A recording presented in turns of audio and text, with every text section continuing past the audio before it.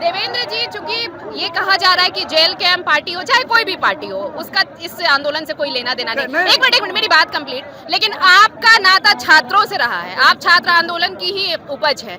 बतौर छात्र आप यहाँ पहुंचे हैं, लेकिन एक पार्टी से भी नाता, और छात्र आंदोलन सिर्फ छात्रों के नेतृत्व से कैसे बड़ा होगा? जिस वही तो आज देख रहे हैं, क्योंकि आज जो एक्शन देख रहे हैं जेपीएससी पर, सबसे पहले जो है भारत मित्र इसको ओएमआर को सबसे पहले चलाने का हिम्मत किया।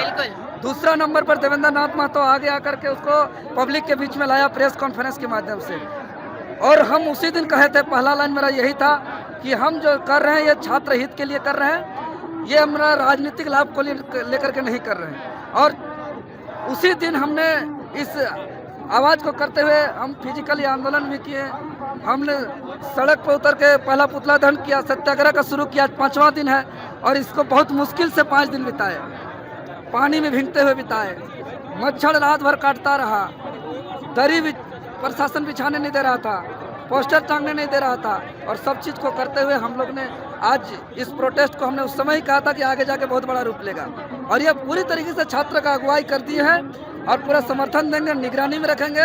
ये आंदोलन किसी भी हालत में हम भटकने नहीं देंगे। यहाँ पर आप आंदोलन कर रहे हैं, ये इंस्पिरेशन, प्रेरणा हम कह सकते हैं, दिल्ली के जेनजी ने दिया कि यहाँ भी छात्र खड़े हो सकते हैं, क्योंकि इससे पहले इतना बड़ा आंदोलन तो नहीं हुआ देवेंद्र जी। और ये पहली बार कोई ऐसी गड़बड़ी नहीं है कि जेपीएससी जेएसएससी ने छात्रों के साथ धोखा किया हो।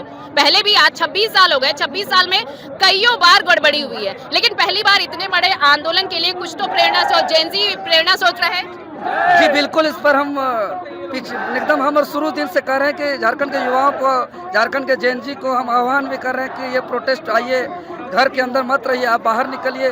क्योंकि अब बहुत जांच पर इतना सारा चीज़ गड़बड़ी सामने आ गया है कि आप डेली कुछ न कुछ गड़बड़ी आ रहा है, तो अब तो निकलना ही पड़ेगा, नहीं तो कोई उपाय नहीं है। रिफॉर्म करना होगा, सारे लोगों को बर्खास्त करना होगा, जेपीएससी और जेएसएससी के, चाहे अध्यक्ष हो, सचिव हो, मेंबर हो, चपरासी हो, किरानी को, सबको बर्खास्त करना होगा। और टीडीपीएल एक ब्लैक लिस्टेड करप्ट टूटपूंजिया जो अविश्वसनीय एजेंसी है, उसका जितना भी परीक्षा लिया गया सबको, उस सारे परीक्षाओं को रद्द करे, सीबीआई इंक्वायरी करे। और जितना नाम आता है, चाहे वो सुधीर गुप्ता का नाम हो, एल ख्यांगते का नाम हो, अभय तिवारी का नाम हो, श्वेता गुप्ता का नाम हो, चाहे अन्य जितना भी नाम है, सब पर ईडी जांच हो। और ये नहीं करा सकती है सरकार। अगर हिम्मत नहीं है, पावर नहीं है, दम नहीं है, तो उनको इस्तीफा दे देना चाहिए, सौंप देना चाहिए छात्र को। अब ये आंदोलन शुरू करना कोई बड़ी बात नहीं है, ऐसे आंदोलन हमेशा होते रहे गाए बगाए।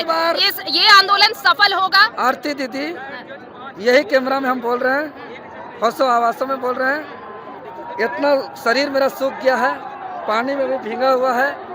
छात्र का जो विश्वास है, ईमानदारी है मेरे ऊपर, उसको खोने नहीं देंगे। छात्र के लिए जब जब जहाँ भी गए हैं, कई बार हमको ऐसा लगा है कि हम वापस नहीं आएंगे।